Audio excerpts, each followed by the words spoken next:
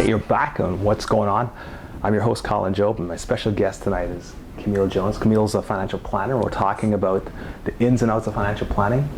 We touched on RRSPs a few seconds ago, but you also mentioned OPM, other people's money. Yes. Now, what are the advantages of using other people's money? Well, the first advantage, Colin, is you're getting a head start without having to come out of your pocket. What better advantage is that? Sounds good to me. There's more. Oh, really? Yes. Now, if you use other people's money and you get it on an interest-only basis, what the government says is you're able to write off that interest, which means that you're getting another opportunity to reduce your earned income and possibly get a tax credit. So you're getting a credit for borrowing other people's money, as well as moving yourself, accelerating yourself towards your goals. You can do that through, yeah. So it's one transaction with two benefits. Absolutely. And what's great about other people's money is it can be used in other diverse vehicles, such as real estate. You can borrow to invest that way, where actually the average person is really doing it with their mortgage. Right. Also, as well as we can do leverage strategies, which is using non-registered income. We can also use RRSP loans, where we're using a loan to help reduce our annual earned income. So there's great opportunities. The possibilities are endless. Absolutely. There's endless opportunities when you're using other people's money and benefits. And that tax credit alone is a benefit. That can help, instead of you having to put money out of your pocket to, let's invest in a tax-free savings account, why not let the government do it for you? So let the government invest for you. Absolutely. You know that trip that your kids always want to go to Disney? Let the government pay for it. There you go. And then while you're on that trip, you know that your money's working for you through other people's money. I hear you. Yeah. I don't have any kids, but I do want to go to Disneyland. Yeah, see? So, there you go. Hey, I'm willing to have them pay for me to go to Disneyland. Hey, I'll be right beside you. That's great. That's great. So you're looking at some different ways to diversify your portfolio. Yes. So I guess those would fall in line with that. Absolutely. There's so many ways to diversify your portfolio. As I had mentioned, RRSPs are an option. Yay, nay, depending on your needs. There's your non-registered. That's another pool of investments that you can have. What that is, it's similar to an RRSP, except you do not get the annual deduction because it has a tax benefit on the way out. You are only taxed 50% of your capital gains. That's why you have that bucket of money. And then you have your tax-free savings account, which is tax-free. And then we have the real estate, which is building equity. And then we have other people's money. That's accelerating yourself. And then you have something called passive income, and that's through your own business. As well as corporations. You want to leave a legacy? Build a holding company. Do you want to wait a minute here. Create a holding company. Okay. I'm sitting here. I don't have a business idea. Why would I want to create a holding company? Well, it depends. First, Colin, we got to look at how profitable your corporation is first and foremost. A holding company and an operating company, they are similar except for what they hold within the company. An operating company is what the daily activities of the company is. So if you're a small business owner that has income or what have you, that has active income, that's left in your operating company. But the problem is the tax man. If you have a holding company, you can basically pay your operating company dividends to your holding company, where then you can use your holding company to invest in real estate, invest in mutual funds, as well as and put your U.S. property there. But this sounds complicated. Can the average Joe Blow actually do this? Well, absolutely, with the assistance of an accountant, a tax man, as well as a financial advisor. So I definitely recommend you have to seek expert advice from all of these areas, and they're there for the picking, but you really got to look for, is this individual looking for my goals, my needs, my desires? Is this individual looking out for what else do I need to do? Or are they trying to do everything? You need to get advice from an expert. So different people have different knowledge bases, and then we got to look based on at the situation. Absolutely, we have to look at, does it make sense? Does it make sense for this small business, this corporate business, to have a holding company? Does it make sense? Is this company big enough where we can have a holding company and freeze those shares so that we can leave a legacy for our children. So, Okay. you know, to use, there's There's a lot to think about here. absolutely, does this company qualify for the lifetime capital gains exemption? So that's why I say, I'm not even going to get into that, because Right, again, it right. gets even It's a- further. And that's why it's we an need to in-depth have- discussion. Absolutely. So these are just ideas that I'm Interesting. putting out on the table. Right. But it's But you're saying very, they're viable. absolutely, yes. But you have to seek advice from an expert. Right. Yeah, Right. it's How do very you important. how do you know when you're dealing with an expert? Because a lot of times people will say, you know, I'm an expert, Yes. and then a year later you review your situation, you say, you know what? He or she's not an Yeah. expert. Yeah. They thought they were an expert, Yes. and they turned out not to be. How do you know? What are the clues that you're dealing with an expert? Like, what do you look for? I know a lot of people look for the letters behind the name. Right. Absolutely, you can look at that. But what I look at, because you know, as soon, I don't know about you, but when I finished school, my grade 6 comes to me. My grade 6-year-old comes to me with some math, and I don't remember it. Right. Right. So I don't look at that as much as I look at the first interview. What I mean by is the first meeting, the conversations that we have. So when I'm having a conversation with you, how can you benefit me? Give me some ideas. Show me some options, examples. Some real examples. Yeah, some opportunities that I can possibly get into. How are you going to tailor it towards me? So I look at what kind of, when I ask the question, how are they answering it back to me, and then how is it going to affect me on an individual basis? Right. And the main thing I look at is, what type of relationship are you trying to build with me? Are you trying to build a sale and then never see me again? Or are you saying to me, Camille, I'm going to meet with you at such and such times. We're going to review your portfolio. We're going to look at all different options. I'm going to come back with you with different scenarios, with different types of vehicles. And then we're going to work out how it's going to work into your own lifestyle. I find a lot of experts try to take the portfolio and do it themselves and then come back and say, this is what you're going to do. Yeah. That's yeah. it. And you're done. Yeah, it's Just not, follow me blindly there and you hope for the go. best. Yeah, and hope for the best. You know, it's sink or swim. But the way how I see it is, let's have a discussion. Here are some options. Let's talk about it. Let's look at the pros and the cons, and let's revisit it every year. If you want to do it quarterly, we'll do it quarterly. Semi-annually. The main thing is I'm there. I'm aware. And I'm also calling. If you're an Right. expert is not calling you, or your help is not calling you when there's opportunities out there, do they know about them? Why am I hearing about it on the television or from my friend Joe? Right. Right. So- Good point. Good point. Because we talk about media, Oh, and you know the media impacts us every day, absolutely. all day, every day. And how does the media affect the average person's investment decisions?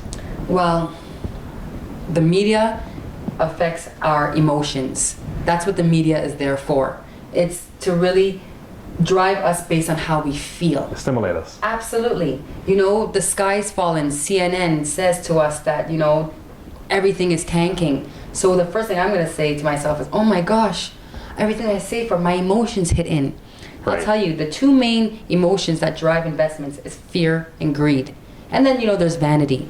The media plays on that. When their media strives off a crisis, individuals are watching the media. They're getting scared. And then with the constant Bombardment. exposure of it, Yeah. we have the internet, we have television, we have the iPads, we have our neighbor Joe, who knows everything but is not doing anything. Right. You know, telling us all of this information, and it's all hitting and triggering our emotion. And we're reacting accordingly. Yes, and what I found is a lot of people are eroding capital based on emotion. They want to buy when things are high, and then oh my gosh, the sky's falling, let's Right. sell it low. When in actuality, let's look at the overall plan. We know that things what goes up must come down. So let's diversify your portfolio with all these other types of investment vehicles that Canada has to offer. So that when one area is high, Another the area other is one's low. Oh, sorry, when one area is low, Right. the other is high. And maybe we could use some of that capital from the high and buy some of the low because it's on sale. That's the way I see it. Right, so But it's the media is almost- going to scare us. Right. So it's contrarian investing. Absolutely. And we can even do that in retirement, because I know a lot of people in retirement, our baby boomers, are so concerned, like, oh, I don't have the time to make up this money that I'm losing right now. Oh, the sky's falling, as though because that's what the media Yeah, says. and that's exactly what they tell us. That's exactly what they say. But when you look at when we go back down and we revisit our goals and we understand the theories of the ups and the downs and the diversification, cycles. asset allocation, we can be able to Take advantage of it. absolutely. Interesting, very interesting. So it's you know, because it's when you hear all these things, it's easy to get caught up. Absolutely. And I think it's because that's people. It's almost like running with the bulls. Yeah. People tend to run. Oh, the masses are running in this direction. Let's all run there, right? Most people are not. Well, why don't we just stop and take a look at this? Why don't we turn into a spectator and let them become participators, right? Oh, yeah. See what's going on in the market. It's all emotional. Exactly, All emotional. and billions of dollars are lost. Absolutely. Because of this. Yes. So that's a really interesting point that encourage people to stop, take a listen, reflect, and then take action. Absolutely. Absolutely. So be cautious of what's being said and understand what your overall goal is because of what's happening in the markets right now, where it's really fear to invest, fear to go here, let's go move to here, right? So it all goes down to the discussion with your financial advisor. That's the bottom blank. line. Bottom line, I'm rambling. Point No, blank, discussion. Let's Right. have the discussion. Let's talk about it. And sometimes things happen that are unforeseen. Absolutely. How do you protect your assets? You're developed your game plan, you've got some assets going, there's an illness. How do you protect your assets from an unforeseen illness that occurs, which does happen? Absolutely. Well, Colin, how does a bird protect its eggs? What do they put the eggs in? Or do they just put it on the branch? And the unforeseen wind blow that egg over. They have a nest. Right. And that's the way I see insurance. That's your life insurance and your living benefits. Now let me just go, I'm going to touch very briefly on this. A lot of people, they have the misconception of life insurance and home and auto insurance. They don't want to get life insurance because they're already sick of paying so much for their auto insurance and not getting anything back. Let me tell you, the number one thing that's guaranteed in life is death. So you're getting a 100% rate of return on your on your policy. So thanks, Camille. Yeah, but a lot of people don't realize that we have to tailor, just as we tailor your financial portfolio to your individual needs, we need to tailor your insurance needs, right? So do you need term insurance? Do you need permanent insurance? Most importantly, do you need life insurance or do you need living benefits such as critical illness, which is even more important than life insurance because life insurance only really protects your beneficiaries. Living insurance, which protects our portfolios, protects us in the event that we survive, right? Life goes on even though we're ill. Critical illness. Interesting concept. I mean, a lot of people talk about life insurance. You're absolutely right. People talk about life insurance all the time, but critical illness is very rare that people touch on that. Yes. So why? Can you repeat that again? It's why should we have it? Well, again, life insurance protects your beneficiaries. Life insurance is the true death insurance. Critical illness is the true life insurance because it protects your survival in the event you live, right? There's people that have cancer all the time. Right. When you have cancer and you're trying to get better, how are you going to get better and still worry about the bills? Life still goes on. But with critical illness and you survive, you're going to get a lump sum based on the amount that you've taken out on your policy to either get better help, like medical attention elsewhere, or take that trip around the world, pay those bills, as well as you get to take advantage of what's called the best doctor's practice of North America. And what that is basically if your doctor gives you one diagnosis and you really don't like it, depending on the insurance, I'm going to quote, sorry, I just have to say that, depending on the type of policy, the critical illness policy, the company that you get it from, they allow you to get access to doctors who will give you a second or third opinion. So that alone, gives that, oh, really? Yeah, that sense of, This feel a little exists? better. Absolutely. It's fairly new. Critical illness has been around about 15 years. So it is somewhat new, and it's based on your family's past history. So I always tell people who have young children, and I gotta tell you, my children, they have critical illness. The reason why I did that now is I'm protecting them for any illnesses I may get. Because depending on if, let's say I get cancer when I'm 40, they may not get critical illness just because it is the most desired type of insurance. Right.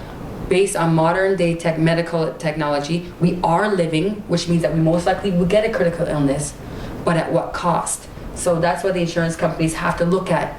they're going to rate it more. They're going to really underwrite it a lot more. So I always tell people, yes, get good life insurance, but really focus on learning and understanding how critical illness can help salvage or protect and grow your portfolio without getting worried. And the main, you know what, the peace of mind and knowing that you can sit and get better. Right. And your family can see you getting better. Because a lot of times when an illness does occur, it wipes people out. It wipes people completely out. You know, psychologically and everything else, financially as well. Absolutely, and that's the key. It's the illness that wipes people out. The death sometimes, but it's mainly the illness and you surviving. So protect the assets. I feel very guilty building a portfolio without having that nest that's protecting it, because anything can happen at any time, and then there goes your whole vision. Right. Interesting. Because it's funny because you don't hear a whole lot about it though. No. You know what? I've talked to quite a few different advisors. I can't remember the last time I heard that. Yeah. And we talk about critical illness insurance. Yeah, and I always tell people, I bet you know 3 people that's had a cancer, stroke. 300. Yeah, heart attack. Absolutely. So let's protect. Why are we building up this investment just to put it back into healthcare? Let's protect your family, your assets, as well as yourself. So there's other types of living benefits, just as disability and long-term care. Right. But again, that's another discussion. The main thing is sitting with an expert, a financial advisor or insurance specialist that can incorporate both your financial portfolio and your protection portfolio together, making sure that they both complement each other, so that at the end of the day, we are building that lifestyle that we desire. That's what we get up for every day for, to build that lifestyle that we desire. Great. Very, very informative. Very informative. We're going to take a quick break and we'll be right back right here on What's Going On.